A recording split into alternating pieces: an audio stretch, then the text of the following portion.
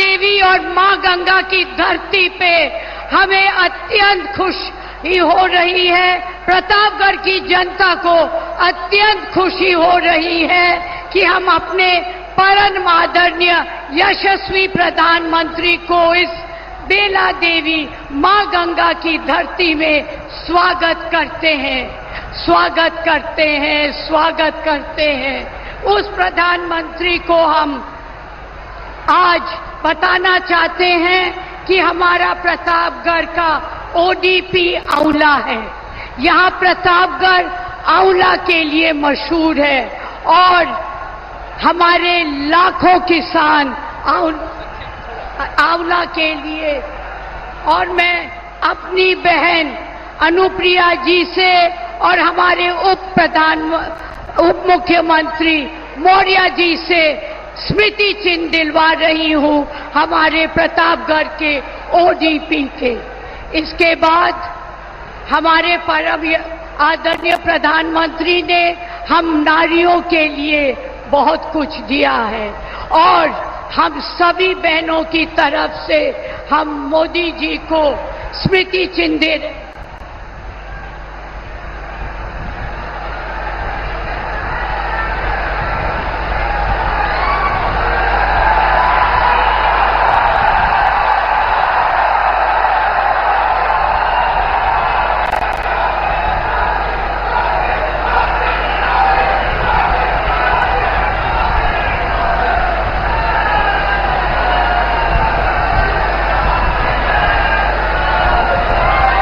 हमारे प्रतापगढ़ के प्रत्याशी हमारे लोकप्रिय सांसद संगम लाल जी पुष्प गुच्छ से प्रधानमंत्री का स्वागत कर रहे हैं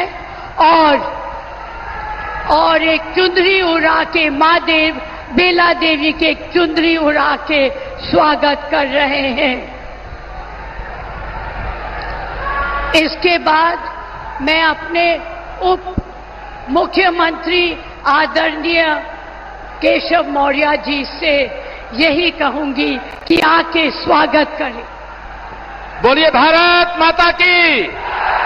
अरे इतने धीरे से नहीं, प्रतापगढ़ के प्रताप का प्रताप 4 जून को देश के माननीय प्रधानमंत्री जी के तीसरी बार प्रधानमंत्री बनाने में रहेगा।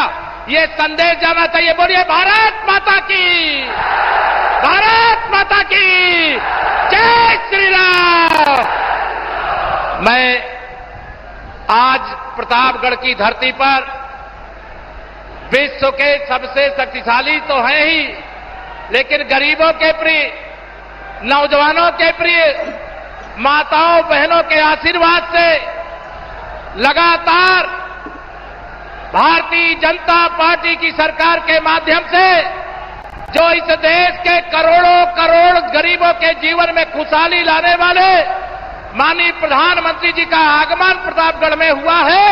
मैं अपनी ओर से, प्रदेश की ओर से, आप सबकी ओर से हार्दिक स्वागत अभिनंदन करता हूं। ताली बजा करके माननीय प्रधानमंत्री जी का सब लोग स्वागत करें। 2024 का यह लोकसभा चुनाव ऐतिहासिक चुनाव है।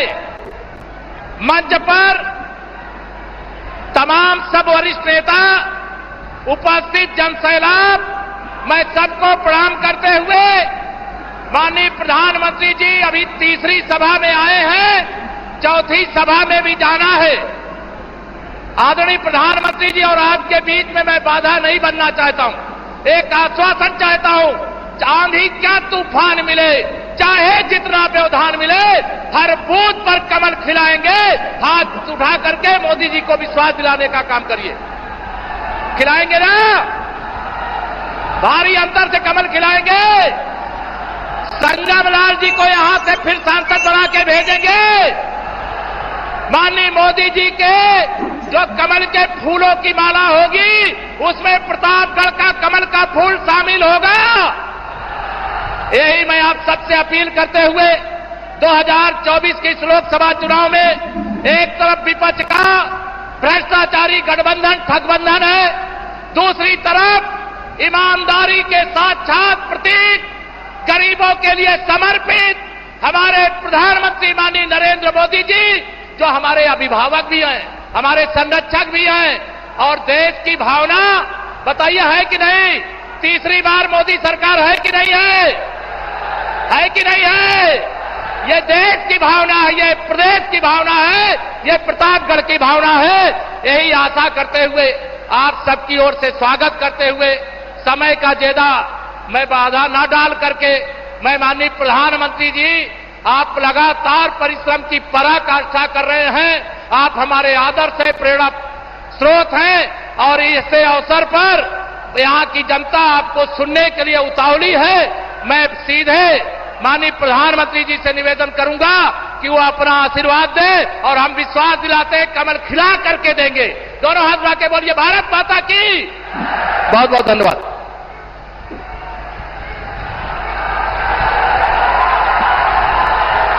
मोदी मोदी। बेल्हा माई और बाबा गुड़सरनाथ के पावन धरती प्रतापगढ़ के हम प्रणाम करें। आज यहां आए हुए यहां एक तरफ अयोध्या है, एक तरफ काशी, एक तरफ प्रयागराज है। यानी प्रतापगढ़ के आशीर्वाद में सब तीर्थों के आशीर्वाद शामिल है।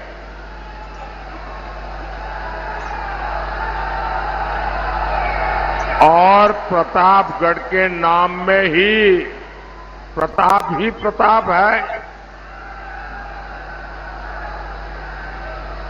ये वीरों और बलिदानियों की धरती है। मैं आपसे पूछना चाहता हूं, आज जब हमारे भारत का प्रताप दुनिया देख रही है, आज जब दुनिया में भारत का डंका बजता है, भारत G20 जैसे बड़े आयोजन बड़ी सफलता और गर्व के साथ करवाता है, भारत अपने तिरंगे की छाप चंद्रमा पर छोड़ता है। मैं आपसे पूछना चाहता हूं, जब सारी बातें आप जानते हैं तो आप सबको गर्व होता है क्या? इन सफलताओं से आपको गर्व होता है क्या? यानी सब बताएंगे तो पता चलेगा कि मेरी आवाज पहुंच रही है। आपको गर्व होता है क्या? 10 साल पहले आप ऐसी सफलता की कल्पना भी कर सकते थे क्या? तब हजारों करोड़ के घोटाले, इसके सिवाय कभी और कोई खबर आती थी क्या? ये बदलाव ऐसे ही नहीं हुआ है। 10 साल पहले जो असंभव था वो आज संभव हुआ है। कैसे? ये सब बदलाव कैसे आया?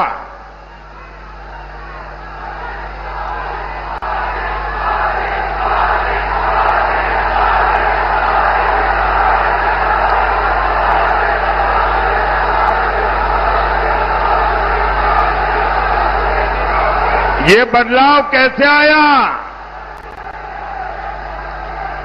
आपका जवाब पूरी तरह गलत है। ये बदलाव, ये सफलता मोदी के कारण नहीं, ये आपके एक वोट के कारण हुआ है।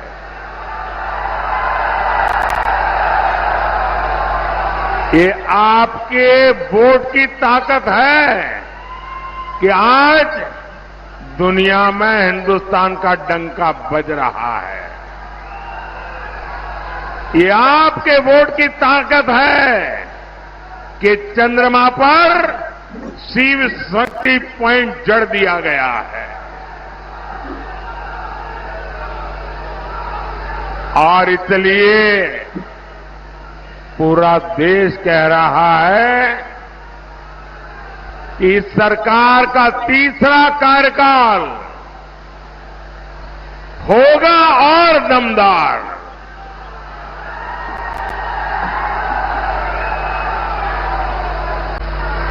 आज जब हमारे भारत का प्रताप दुनिया देख रही है, आज जब दुनिया में भारत का डंका बजता है, भारत G20 जैसे बड़े आयोजन बड़ी सफलता और गर्व के साथ करवाता है, भारत अपने तिरंगे की छाप चंद्रमा पर छोड़ता है। मैं आपसे पूछना चाहता हूं, जब सारी बातें आप जानते हैं तो आप सबको गर्व होता है क्या? इन सफलताओं से आपको गर्व होता है क्या? यानी सब बताएंगे तो पता चलेगा कि मेरी आवाज पहुंच रही है। आपको गर्व होता है क्या? 10 साल पहले आप ऐसी सफलता की कल्पना भी कर सकते थे क्या? तब हजारों करोड़ के घोटाले, इसके सिवाय कभी और कोई खबर आती थी क्या? ये बदलाव ऐसे ही नहीं हुआ है। 10 साल पहले जो असंभव था वो आज संभव हुआ है। कैसे? ये सब बदलाव कैसे आया?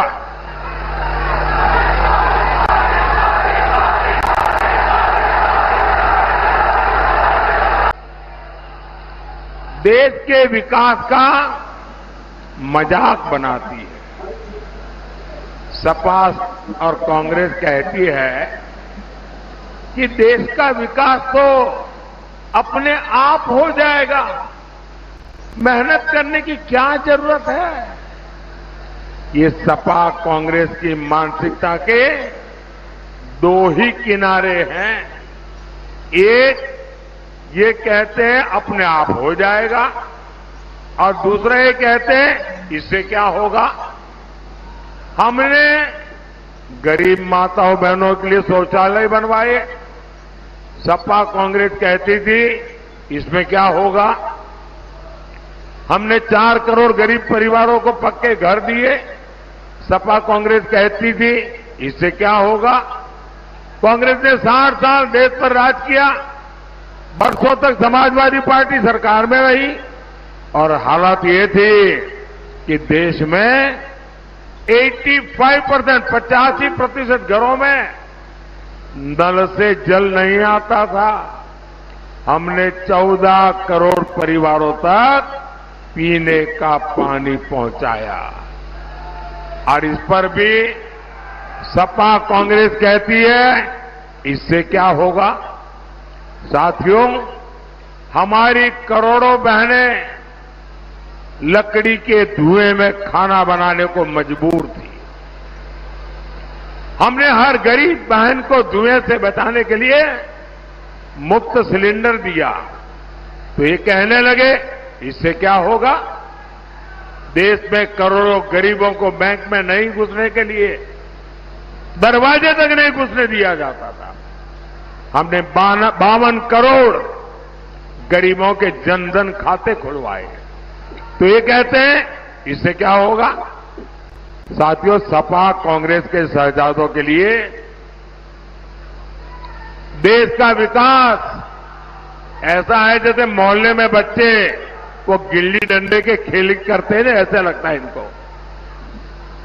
महलों में पैदा होने वाले इन शहजादों को ना मेहनत की आदत है और ना ही नतीजे लाने की। इसलिए कहते हैं देश का विकास अपने आप होगा। और कहते क्या है, विकास कैसे होगा? बोले खटाखट खटाखट।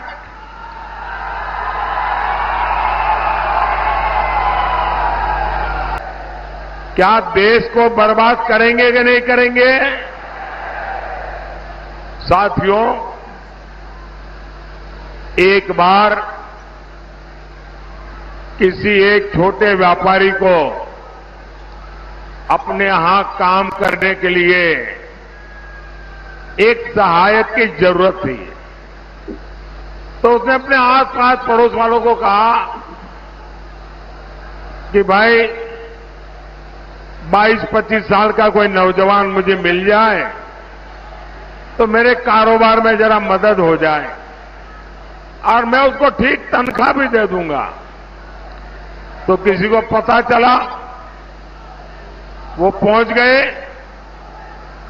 कि हाँ 24 साल का क्या आपका जो क्राइटेरिया है वो मैं पूरा कर दूंगा। तो उन्होंने कहा ठीक है, आपके बेटे को लेके आइए। तो उसने क्या किया, 12-12 साल के 2 बच्चों को लेकर के आ गया। बोले 12-12 वाले 2 हैं, 24 हो गए, रख लीजिए। कोई रखेगा क्या? कोई रखेगा क्या? ये कह रहे 5 साल के लिए 5 पीएम रख लो।